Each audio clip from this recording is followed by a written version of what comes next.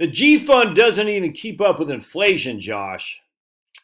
Yeah, let's dive into this a little bit. Just got off the horn with a guy today who's got $1 million in the G Fund. So he got out of the C Fund. What did he say? Last, I think, June or something like that. He's worried about the election. He even said he got way too caught up in the election drama and whatnot. Retired law enforcement agent, federal government, and he said, "Do I need to do something differently because the G Fund, right?" And we got to chat. I'm not going to tell you how we left things, but let's nip this in the bud real quick about the G Fund. I hear a lot of people griping about the G Fund. And actually, it ticks me off because the G Fund is it's like the stable value fund for federal employees, except historically it's done even better. So let's dive into this. First of all, you're going to go to Barfield Financial. If anything in the TSP or the federal government as an employee is of concern to you, and you're not subscribed to my man Chris Barfield at Barfield Financial, there's something wrong with you. Now, there's something wrong with Chris. I'm not going to lie. This guy, I don't know, man. I do take issue because he's a Flyers fan. But other than that, he's okay by me. Anyway, lots of good stuff about the G Fund. Not the G Fund, but TSP. Anything federal employee related in terms of benefits, he's fantastic. And the lady Flanagan out of Florida, I forgot her first name. Flanagan something. Elaine, I can't remember. But Elaine Flanagan out of Florida, she's fantastic too. But anyway, sign up here. All right. And then what we want to do is we want to go to tsp.gov, all right, and we're going to look at the old G Fund. And we're going to take a gander. Let's gander, shall we? We're going to go to Fund Performance. And it's weird how they're modernizing their website. It's kind of funny. Rates of return. I need my glasses here. And we're just going to uncheck. Can I just uncheck them all? Oh, boy. Let's just uncheck. Oh, select all and unselect. Oh, look at that. Unselect all. We're just going to go to the G Fund right there. All right. Does it give us year over year? Yeah. All right. Sweet. All right. So what we're going to do, it does 1987. So what we're going to do is we're actually going to, you can see they got those rates of return year over year. You notice no negative years at all. All right.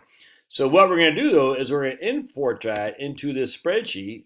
And you'll see G Fund returns 1988 8.8. Is that what we got here? 1988 8.8, 8.8, 8.9. Yeah. So we go back. Let's go back to 1987 actually, and I guess it only goes back to the first full year is 1988. Okay, gotcha. So 8.8, 8.8, 8.9, 8.2. Let's just make sure those flow. It does because 8.8, 8.8, 8.9, 8.2. Okay, good. So those are the returns in our spreadsheet. Josh, how did you get this spreadsheet? Well, I used my man Daniel Cullbert's 55 Elephants, 55e.co. 55e.co. We're using this bucket strategy. He's got free spreadsheets. Wow. Huh. That's interesting. Why is he? Okay, good. And you'd want to sign up for his form here. To be notified of future spreadsheets. What do I give those for free? That's interesting. I think you should charge. But anyway, let's see, bucket strategy. Maybe those. Yeah, okay. So some of these spreadsheets he's charging. Okay, good. And he should charge because they're fantastic. What's this other Social Security break-even rebounds? Let's take a look. Affordable Care Act. Man, I got. Oh yeah, sweet. He's got his YouTube channel. All right, good, fantastic. Anyway, so what we're doing is we just used Daniel Cullbert's, and I'll put links in the show notes, and we're putting G Fund in here. All right, and then we're gonna type it against inflation. So let's get rid of. We're just gonna go to.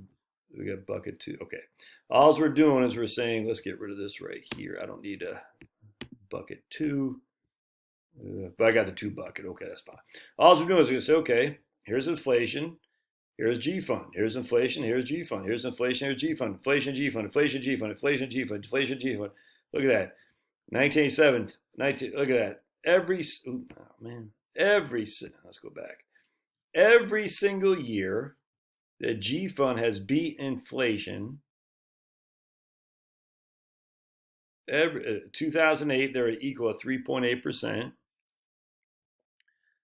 2000, every single year, the G Fund as 2017. I gotta go to, how do I make it go beyond 2017?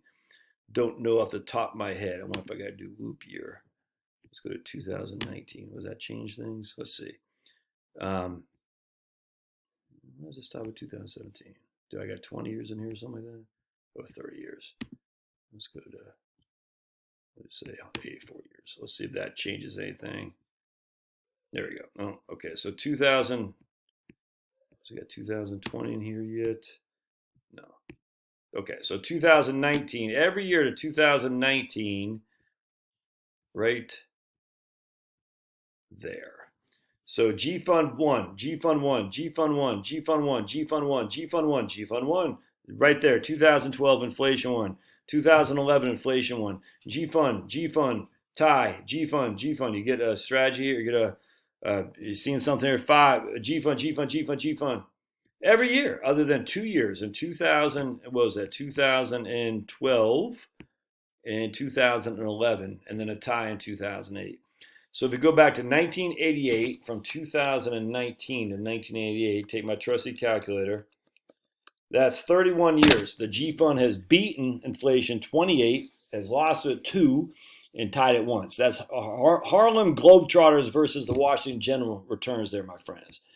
So the answer to your question is, does G Fund beat inflation unequivocally? Without question, it does. Now, if we go back here real quick, what's G Fund doing right now? I do not know. So let's see. As of so far this year, G Fund is up 0.15%. I don't know what the 0.15 times that by 6. That gives us a times 6. That gives a less than 1% CPI. So we'll see if that changes for the year. So I don't know. But 2020, the G Fund was up 0.97. I think the CPI was up a little bit more than that in 2020. Let's look at trading economics and see what the CPI was in 2007. All right, 2020, I should say. U.S. right there. Inflation, yeah, it's pretty close, man. So 2000 inflation rate 1.4. G Fund was up. Oh man, did I lose? I lost it. What, I forgot what we said in 2020. Let me see. We said G Fund was up 2020 0.97. All right, so if you're taking the inflation rate in 2000, and I mean, I'm not even sure that's 2020. I wonder if I can click on this inflation rate. Does it tell us the inflation rate? Let's see. Prices, consumer price index. Does it give us year over year? 1 year. I can't tell what that is. I'm not sure. I'm sure it's in here someplace. I just, frankly, don't feel like looking for it. Inflation rate. Is that it? Yeah, 1.4. All right, so no, I'm looking for the annual. Yeah, let's give us monthly. I'm not sure. Anyway, so it's roughly the same thing. We'll just say that. At the end of the day, the G Fund certainly doesn't lose to inflation historically. I mean, so you can say, well, because interest rates are going down. That's what they say before. Well, they should lose to inflation because interest rates are going down. It didn't. Now they're going to say they should lose to inflation because interest rates are going up. Okay, well, did it in 1994? Let's take a gander, shall we? What happened in 1994? Interest rates went up. All right, so let's take a look. Interest rates went up in 1994, inflation at 2.6, and the G Fund 7.2. In 1999, interest rates went up. Inflation is 2.2, G Fund 6%. 2008 or 2009, inflation was down. When did they start raising rates again? 2018, right around here. But anyway, I can't remember. But so we have 1988, 1994, 1999. Fed was raising. I think they're raising as well in 1989, if memory. I can't remember. But either way, 1990 maybe. There's no evidence that the G Fund loses to inflation. None. Could it happen? Sure. Could I get freaking EMP and I don't remember who I am and I have a stroke and Liam comes and punches me in the face because he's out there eating lunch? Sure. All these things could happen. Likely to happen? No. So just live according to likelihood, man. That doesn't mean you don't bet all in G Fund, but like this guy, he retired last year, he's fixing to sell his house and move into a different state for lower taxes. He's going to buy a brand new house. Bill wants to just leave it in G Fund until he gets settled. Why risk it, man? It doesn't make sense. All right, we'll see you. Don't forget to sign up for these two guys' websites. We'll see you.